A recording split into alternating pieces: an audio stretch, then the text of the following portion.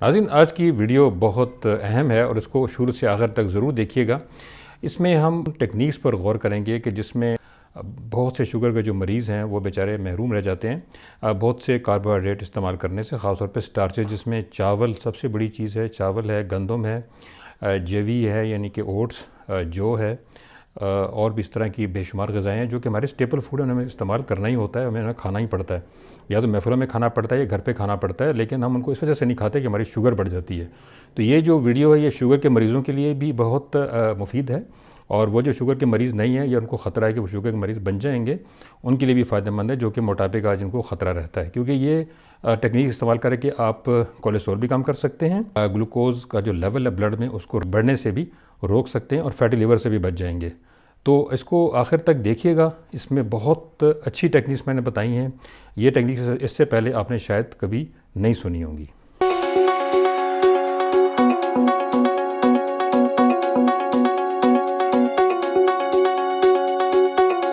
अस्सलाम वालेकुम, मुझे डॉक्टर हारून कहते हैं, मैं एक फ़ैमिली फ़िज़िशियन हूँ।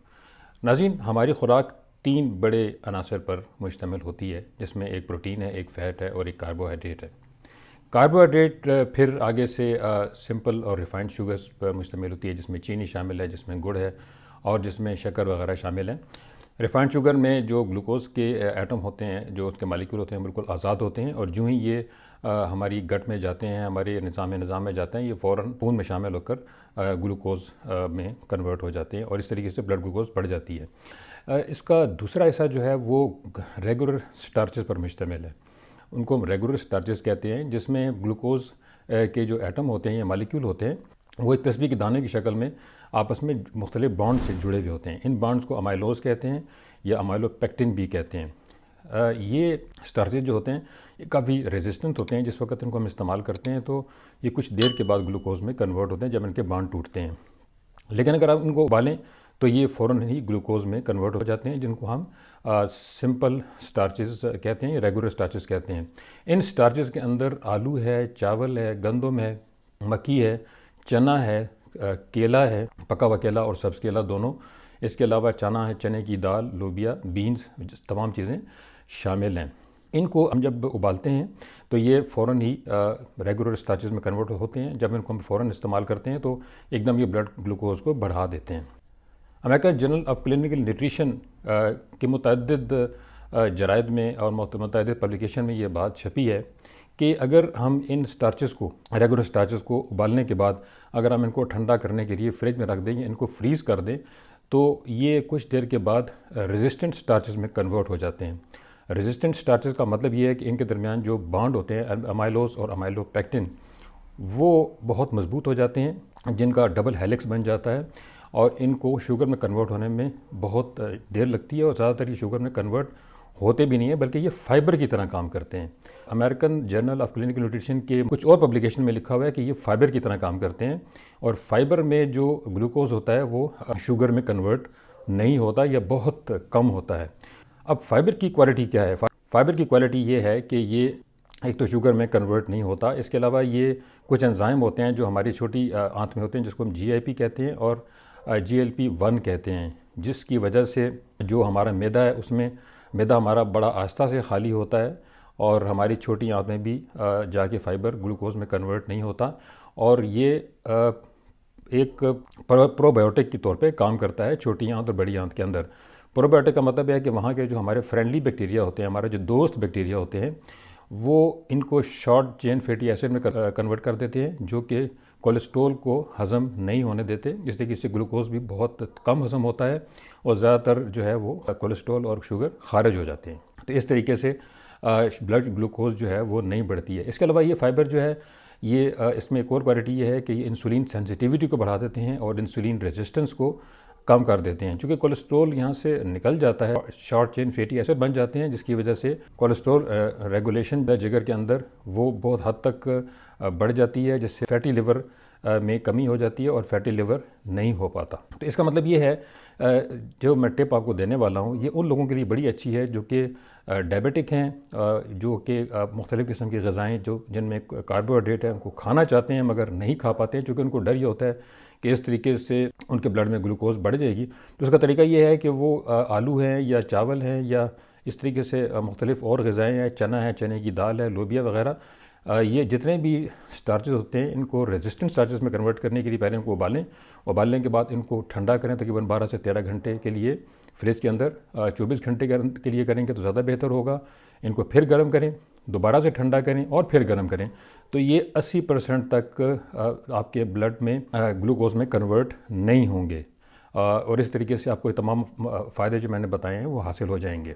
इनको मज़ीद बेहतर बनाने के लिए हमें 2 ड्रिंक्स का इस्तेमाल हम कर सकते हैं। उसमें पहला ड्रिंक जो है वो लेमन और लाइम है जी, लीमू और लाइम, और इसके साथ साथ सेब का सिरका भी है। वैसे सिरका कोई भी लिया जा सकता है, लेकिन सेब का सिरका बहुत बेहतर है।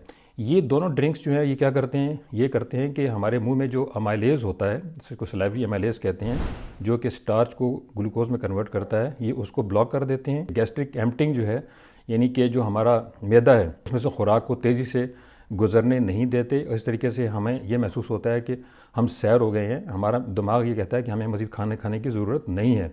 इस तरह हम कम खाना खाते हैं और इससे मज़ीद ग्लूकोज एब्जॉर्प्शन जो है वो कम हो जाती है। ये जाके एज ए प्रोबायोटिक काम करते हैं, जिसकी वजह से कोलेस्ट्रॉल भी कम हो जाता है और शुगर लेवल भी कम होता है। तो वो लोग जिनका वज़न बहुत ज़्यादा है, या वो लोग जो डायबिटिक हैं या प्री डायबिटिक हैं, उनके लिए ये बहुत अच्छी खबर है। डायबिटिक्स जो हैं वो अपना ग्लूकोज भी कम कर सकते हैं, उसे कंट्रोल कर सकते हैं, उनकी मेडिसिन भी कम हो जाएगी या तो बिल्कुल ही बंद हो जाएगी। इस तरीके से वो लोग जो प्री डायबिटिक्स हैं वो अपनी प्री डायबिटीज़ को ख़त्म कर सकते हैं। जिनका वज़न ज़्यादा है, जिनका विसरल फ़ैट ज़्यादा है, पेट में फ़ैट ज़्यादा है, या जिनको फैटी लिवर है, वो भी इस तरीके से इन चीज़ों से जान छुड़ा सकते हैं। तो नाज़रीन, अब तक की गुफ्तगू से हमें पता चला कि सेब का सिरका और लेमन जूस जो है वो हमारे जो एंजाइम होते हैं, जो कि शुगर्स को स्टार्चेस को एब्जॉर्ब करते हैं, उनको तोड़ते हैं। मुंह का एंजाइम, पेट का एंजाइम और छोटी आंत के एंजाइम, उन तमाम को इनहिबिट कर देते हैं। इसके अलावा जो रेजिस्टेंट स्टार्चेस होते हैं वो और GLP-1 एगोनिस्ट के तौर पे काम करते हैं। जिस तरह ज़ेम्पिग काम करता है, वो शुगर को एब्जॉर्ब नहीं होने देते, गैस्ट्रिक एम्पटिंग को स्लो कर देते हैं। इसके साथ साथ वो GIP को भी बढ़ा देते हैं, जिसे गैस्ट्रिक इनहिबिटरी पॉलीपेप्टाइड कहते हैं, उसको भी बढ़ा देते हैं। इसका फ़ायदा ये होता है कि मैदे में जितनी खुराक होती है वो बहुत आहिस्ता से छोटी आंत में जाती है और भूख कम हो जाती है, और शुगर भी ज़्यादा खून में एब्जॉर्ब नहीं होती है। तीसरी बात यह है कि कभी भी कार्बोहाइड्रेट्स को अकेले से नहीं खाना चाहिए, बल्कि इनके साथ फ़ैट को, प्रोटीन्स को, जैसे देसी घी है, मक्खन है और अंडे हैं, इन सब को मिला के खाना चाहिए। इससे उनकी एब्जॉर्प्शन कम हो जाती है और ब्लड शुगर नहीं बढ़ती है। इसके साथ साथ ये भी ज़रूरी है कि आप लोग एक्सरसाइज भी करें। रिफ़ाइंड शुगर्स जो हैं, जैसे कोल्ड ड्रिंक्स हैं या मुख्तलिफ़ किस्म की चीज़ें हैं जिनमें चीनी इस्तेमाल होती है, उनका इस्तेमाल ना करें। वो एक्सरसाइज़ जो एनरोबिक एक्सरसाइज़ हैं, जिसमें ऑक्सीजन का इस्तेमाल कम होता है, वो जैसे वज़न उठाना है या वेट लिफ्टिंग है, उनका ज़रूर इस्तेमाल करें। क्योंकि जब आप ये ड्रिंक्स इस्तेमाल करते हैं और रेजिस्टेंट स्टार्चेस इस्तेमाल करते हैं, तो आपके जो मसल्स हैं वो ज़्यादा से ज़्यादा ग्लूकोज को एब्जॉर्ब कर लेते हैं। ये भी इसका एक फ़ायदा है। तो अपना लाइफस्टाइल चेंज करने से आप टोटल शुगर से जान छुड़ा सकते हैं, और जिनको शुगर नहीं है वो शुगर से बच सकते हैं। एक तो ये तरीका है। दूसरा तरीका ये है कि अगर आप खाना खाने लगते हैं तो उससे पहले आप खाना खाने से पहले मुख्तलिफ़ चीज़ें इस्तेमाल कर सकते हैं, जिसमें मेथी दाना तकरीबन 5 ग्राम पाउडर जो है वो आप ले सकते हैं। आप 1 चम्मच सेब का सिरका, उसको आप पानी में डाल के 1 गिलास पानी में वो पी सकते हैं, या 2 चम्मच लेमन का जूस जो है वो भी पी सकते हैं।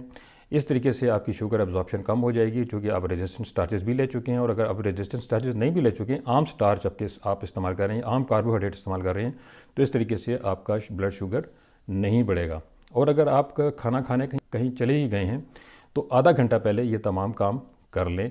इसके साथ साथ सलाद की एक बड़ी सी प्लेट भी इस्तेमाल कर लें, सेब के सिरके और लेमन के जूस के अलावा।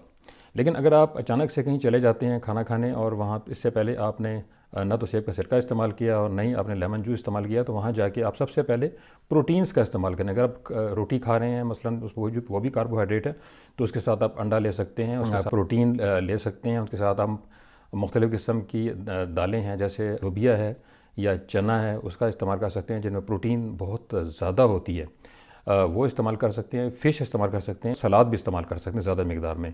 ये सारी चीज़ें काफ़ी मकदार में इस्तेमाल करने के बाद आप जब कार्बोहाइड्रेट यूज़ करेंगे तो कार्बोहाइड्रेट ज़्यादा एब्जॉर्ब नहीं होगा। ये जितना प्रोसेस में बताया है, इसमें सबसे बड़ा फ़ायदा ये है कि आपका जो ग्लूकोज स्पाइक है, जो बार बार आपके जिस्म में होता रहता है, यानी आपके जिस्म में शुगर बढ़ती और कम होती रहती है, ये बहुत ख़तरनाक है। इसको ब्राउनिंग कहते हैं। जैसे एक रोटी होती है, डबल रोटी, उसको जब गर्म करते हैं तो ब्राउन हो जाती है, इसी तरीके से ये जिस्म को जंग लगा देता है इस ग्लूकोज स्पाइक। और ग्लूकोज स्पाइक से क्या होता है कि इस ग्लूकोज के जो मालिक्यूल हैं वो आपके जिस्म के हर हिस्से की जितनी प्रोटीन्स हैं सब के साथ मिलते हैं।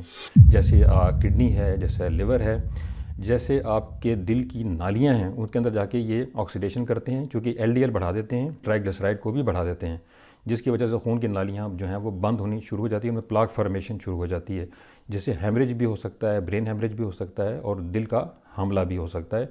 तो ये तमाम चीज़ें जो हैं ये ग्लूकोज़ की वजह से होती हैं। उनसे बचने के लिए ये प्रोसीजर मैंने आपको बताए हैं। आप अगर किसी वजह से कार्बोहाइड्रेट इस्तेमाल कर ही चुके हैं तो उसके बाद आपको ये चाहिए कि फ़ौरी एक्सरसाइज करें। वेट लिफ्टिंग भी कर सकते हैं, सीढ़ियाँ भी चढ़ सकते हैं, तेज़ वॉक भी कर सकते हैं। इसके साथ साथ उसके बाद भी आप सेब का सिरका इस्तेमाल कर सकते हैं। सेब के सिरके का एक और फ़ायदा ये है कि अगर ये रॉ है, इसमें सेब के कुछ हिस्से शामिल हैं, यानी फ़िल्टर्ड नहीं है, सेब के कुछ हिस्से शामिल हैं, तो वो भी बड़ी आंत में, छोटी आंत में जाके प्रोबायोटिक के तौर पे काम करते हैं, कोलेस्ट्रॉल को कम करते हैं और शुगर को भी कम कर देते हैं। तो ये कुछ मैंने टिप्स आपको बताई हैं जिसकी मदद से डायबिटिक्स जो हैं वो अपनी या तो दवाई बंद कर देंगे या दवाई बहुत कम कर देंगे। लेकिन तमाम चीज़ों से पहले आप अपने टेस्ट भी करवाइए और अपने फिजिशियन से भी मिलिए। नाज़रीन, ब्राउनिंग का एक और नुकसान ये होता है कि जो शुगर जिस्म में ज़्यादा स्पाइक करती रहती है, कभी कम कभी ज़्यादा होती रहती है, उससे जिस्म पे झुर्रियाँ पड़ जाती हैं। चूँकि जो प्रोटीन्स हमारे स्किन में होती हैं उन पे जाके उनको ये मुतासर करता है शुगर, जिसकी वजह से झुर्रियाँ पड़ जाती हैं और इंसान वक्त से पहले बूढ़ा हो जाता है। तो वक्त से पहले बूढ़ा होने से बचने के लिए आपको ये तमाम टेक्निक इस्तेमाल करनी होगी। एक तो जैसे मैंने पहले बताया है कि आपको रेजिस्टेंट स्टार्च का इस्तेमाल करना होगा। इन खुराक को कुक करें, फिर उसको कूल करें, गर्म करें, फिर इसको कूल करें। तो इस तरीके से स्पाइक जो है वो नहीं होगी और आपकी ब्लड शुगर भी नहीं बढ़ेगी। जो डायबिटिक्स हैं वो भी ये मेथड इस्तेमाल कर सकते हैं और जितने मैंने आपको बताए हैं तो इस तरीके से स्पाइक्स नहीं होंगी और वो अब वक्त से पहले बूढ़े नहीं होंगे। तो ये एंटी एजिंग इफेक्ट भी है, क्योंकि इन चीज़ों में विटामिन सी भी होता है। सेब के सिरके में और लेमन है उसमें विटामिन सी होता है, जिसकी वजह से स्किन मज़ीद सेफ़ हो जाती है। तो फाइटोन्यूट्रिएंट्स होते हैं सेब के अंदर या सेब के सिरके के अंदर, उससे वो तमाम फ़वाद हासिल होते हैं जो कि मैंने ऊपर बताए हैं। तो इसकी वजह से एक चीज़ और बड़ी इंपॉर्टेंट है कि सेब का सिरका और जो ये रेजिस्टेंट स्टार्चेस होते हैं ये एंटी इन्फ्लेमेटरी के तौर पे काम करते हैं, जिसम में सोजिश नहीं होती है। इसके अलावा ये एंटी ऑक्सीडेंट होते हैं, जिसम से फासिद मादों को खारिज कर देते हैं और एंटी कैंसर के तौर पे भी काम करते हैं और जिसम में कैंसर नहीं होता है। मोटापा काफ़ी हद तक कम हो जाता है, आप ज़्यादा अच्छा फील करते हैं। ब्रेन फॉग जो है वो नहीं होती है, इसको ब्रेन फॉग कहते हैं, जिसमें इंसान की सोचने समझने की सलाहियत कम हो जाती है। इसके अलावा टाइप 3 डायबिटीज़ जिसे कहते हैं, भूलने की बीमारी, वो भी शुगर के स्पाइक से होती है, लेकिन ये मेथड इस्तेमाल करने से शुगर के स्पाइक्स भी नहीं होते और डायबिटीज़ टाइप 3 जिसको अल्जाइमर या भूलने की बीमारी है वो भी नहीं होती है। आखिर में आप तमाम लोगों से इल्तमास है कि मेरी इस जो वीडियो को ज़्यादा से ज़्यादा शेयर करें ताकि ज़्यादा से ज़्यादा लोगों तक मालूमात पहुँचें। इसके अलावा इनको लाइक करें और सब्सक्राइब ज़्यादा तादाद में करें ताकि मैं इस तरह की मज़ीद वीडियो आप तक पहुंचा सकूं। मैं एक बात पे माजरत चाहता हूं कि कुछ अर्से पहले यूट्यूब ने एक पॉलिसी शुरू की थी ऑटो डबिंग की, जिसमें कि हमारी जो वीडियोस होती हैं ये ऑटो डब हो जाती हैं और इंग्लिश में या मुख्तलिफ़ ज़बानों में जो यूरोपियन ज़ुबानें हैं उनमें कन्वर्ट हो जाती हैं ताकि हमारा जो पैगाम है वो यूरोप, अमेरिका और तमाम दुनिया तक पहुँचे। मगर उसमें हुआ ये कि कुछ मेरी वीडियोस जो हैं वो पाकिस्तान के अंदर भी इंग्लिश में ऑटो डब हो गई और लोग इसको इंग्लिश में देखने लगे। तो मैंने फिर ये ऑटो डबिंग को ख़त्म कर दिया है और अब ये उर्दू में ही आप देख सकेंगे। इस सिलसिले में जो आपको तकलीफ़ हुई है उसके लिए मैं माज़रत चाहता हूँ।